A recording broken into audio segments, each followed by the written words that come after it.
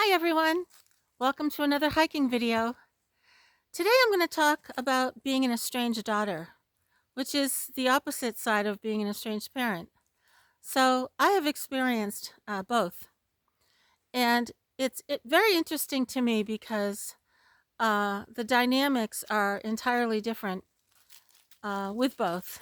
And I'm going to share my story and give you my perspective on more about this estrangement issue that's going on um, so rampant in this world, and it's ridiculous, but it's sad, and it's tragic, and it's real. So I'm going to start by talking about my estrangement from my own parents, off and on, for my entire life. If you haven't read my memoir, I See the Elephant, but I'm going to compare my reaction to my parents versus my daughter's reaction to me. And yes, we're two different people, two different circumstances, but there is one blatantly obvious factor um, that I want to talk about and hopefully help some of you who are struggling reconciling it all because you feel you've done the best you can, and our adult children have chosen to find fault with us and decided that we no longer value. They no longer value us, rather, in their life. And I'm going to talk about this right versus wrong, mistakes versus not making mistakes, and who's judging it all anyway. And so I'm going to take you along, and it's not such a great sunny day, but it's still pretty out here. Now, growing up, I was told by my mother that I didn't know how to use my head. I would never amount to anything. Everything I did was either wrong or a mistake. And no wonder I flunked out of school, because I wasn't that smart anyway. And that was my mother. My father, on the other hand, would just throw up his hands and swear and say, "Holy crap, Barbara, what the hell is wrong with you?" So that gives you kind of a a quick overview of my parents' opinion of me. Isn't this beautiful? I think Sheppy's going to try to go swimming. But here's the thing. I never hated them. I never even found fault with them. Can you believe it? Because, well, I found fault with myself because I thought they must be right. Well, over the years, as I moved away, I would not talk to them for a year or two. But then I would eventually pick up the phone and ask them how they were and try to figure out why they felt the way they did about me. Because what I wanted was my parents to care about me. And whatever was wrong, I wanted to fix it. But I never hated anybody. I was never angry towards them. I never even blamed them. And I'll tell you why. I saw them as people first and as parents second. And I didn't hold them to a standard that I felt I was deserving of. I merely saw them as faulty human beings that I wanted to connect with somehow, sometime, somewhere. And this pattern of reconnecting with them, being hurt again, being told the same things throughout my life. When I was 30, my mother still found ways to insult me. My father still laughed and found things to find fault with me. No matter what I was doing right, or no matter how well I was doing in my career, there was always something that they found faulty in me. Now, I would be left in tears, feeling broken yet again, feeling emotionally demolished. And some time would go by when I wouldn't be speaking with them. And then some time would go by, and I'd think of them again. And I'd pick up the phone and call them again. Well, this went on my entire life, and I won't talk about everything I wrote in my book, but there were many, many times when my father left me feeling absolutely flattened, like a truck had run over me, emotionally wise, and I would just cry my guts out for hours because of the way he talked to me. But again, I never hated them. I never saw them as people who were, and I'm going to use the word toxic. I saw them as confused human beings. They were lousy parents. Yeah. And it wasn't until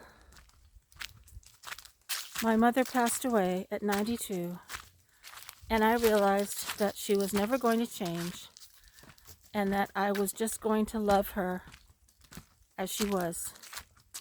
And that's when I told her I loved her before she passed away. And sadly, I was never able to do that with my father because he had been so angry at me for something I don't even remember. I think it was, for some reason, my father became insulted if I ever mentioned anything at all that seemed to indicate that he had hurt my feelings. And that's a very strange thing to try to explain, because I don't think my father related to anybody else's feelings but his own. So to even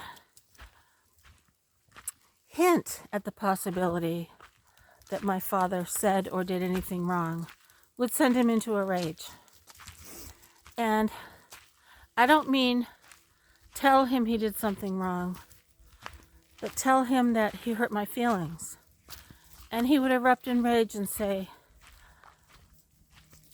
"You misunderstood, you don't understand, what the hell is wrong with you?" And I would leave in tears. Now, to this day, I never feel any hatred or anger towards my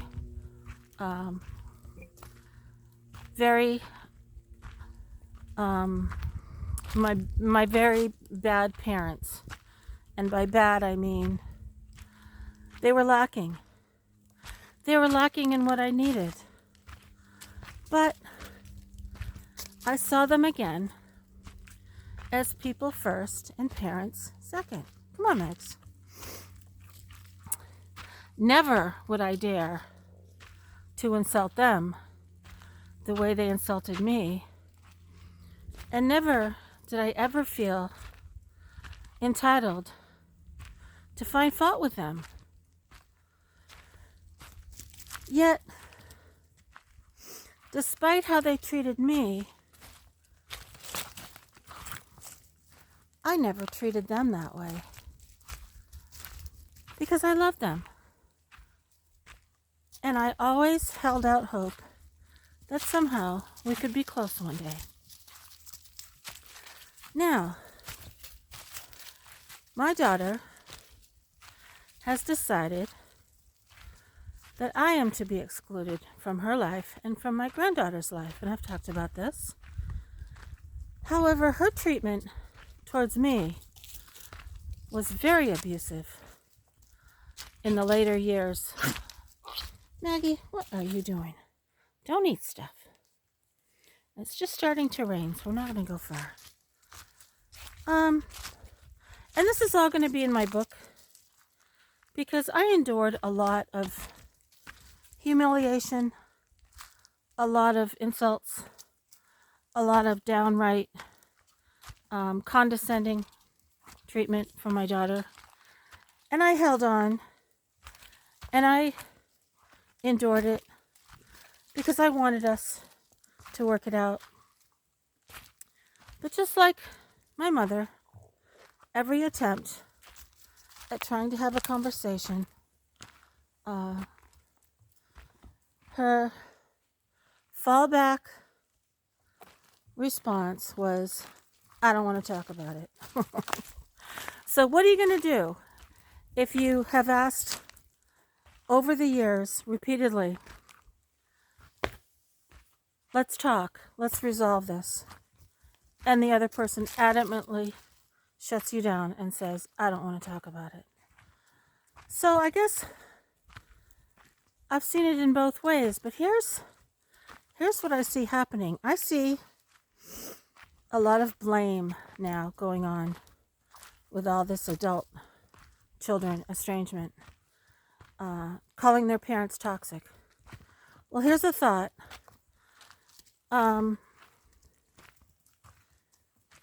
What do they know about being parents? What do they know about our life before they were even born? And what we had to endure, and what we did for them when they were so tiny they don't even remember. And why be so hateful? And the self-indulgent is just mind-boggling that they feel the right to be so judgmental. And my point in this video is that I never found fault, or found blame rather, towards my own parents. I tried off and on my entire life to be close to them, and it never happened.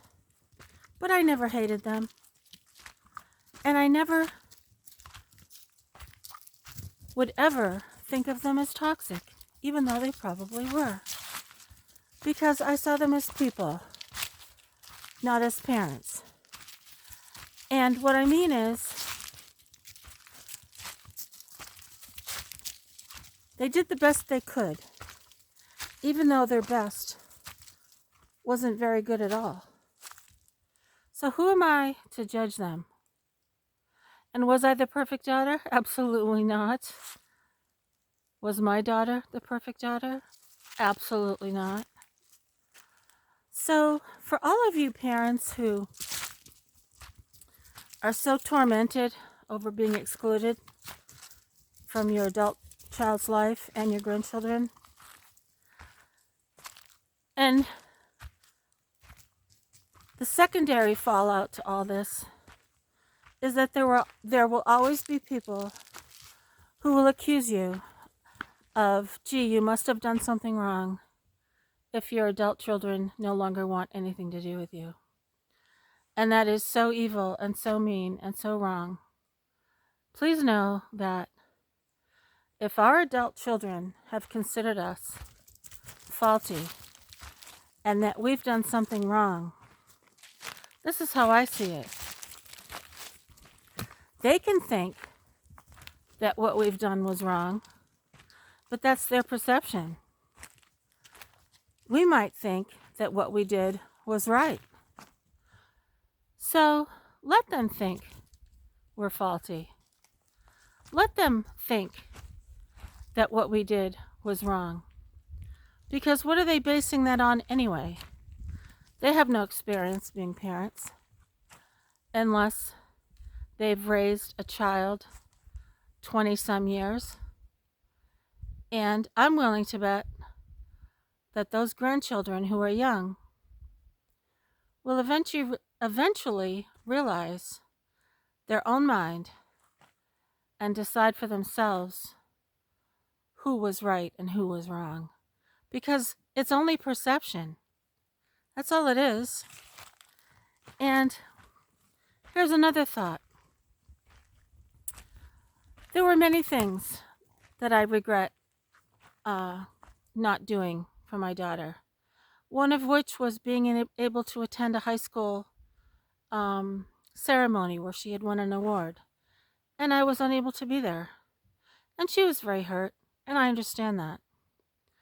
And I think, in her mind, that was wrong, that I didn't give up what I needed to do, which kept me from being there. And was that wrong? In her mind, yes. Was that a mistake on my part? Yes. But what about all the good things I did? What about how I flew back and forth between Massachusetts and California to win her in a custody battle, using all my credit cards, and then filing for bankruptcy when I won her? What about all the times, all the hundreds and hundreds of wonderful things we did when she was little, taking her to the park, going on camping trips? Why is it just those, why are the things that they think we did wrong overshadow all the beautiful things? Why is that? It's almost as if no matter what you did, some people just want to find the few things you did wrong and hold that against you. I don't know. And I'll never know because my daughter won't tell me. So, to this right and wrong mentality, I think it needs to go out the window. Because what we think is right, they might think is wrong. And we might consider ourselves having done the best we can. And our children, our adult children, may consider us so faulty that we are not deserving to be in their life. And so my suggestion is, let it go. Let them be that way. Because they're missing out on seeing the world from a compassionate and from a loving and from an insightful standpoint. And that is not up to us. We did not fail in teaching them anything, yet perhaps they failed to learn. We are not responsible for anyone else's hate, condemnation, or resentment. We are not responsible for our adult children's choices, behavior, or thoughts.